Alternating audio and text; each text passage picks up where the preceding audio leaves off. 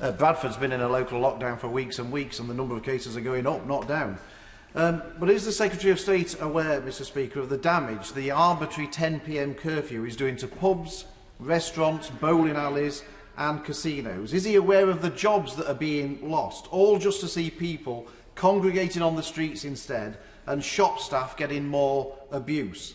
When will the Secretary of State start acting like a Conservative with a belief in individual responsibility and abandon this arbitrary, nanny state, socialist approach which is serving no purpose at all apart from to further collapse the economy and erode our freedoms?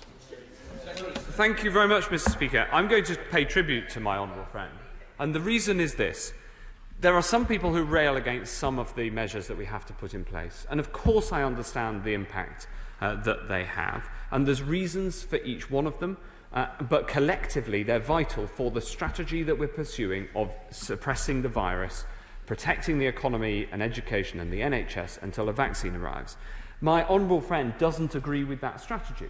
And I think that's a perfectly honourable position. It's just something I profoundly disagree with him on. And he, indeed, last night was one of the handful of colleagues who voted against the renewal of the Coronavirus Act. So it's perfectly reasonable to make the argument that we should just let the virus rip. I just think that the hundreds of thousands of deaths that would follow is not a price that anyone should pay.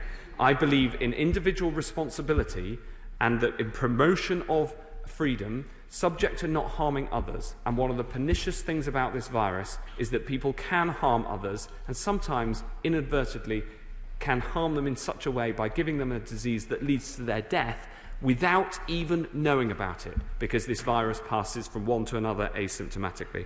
So while I, especially myself coming from a small business background, I understand the impact of these things. I get it.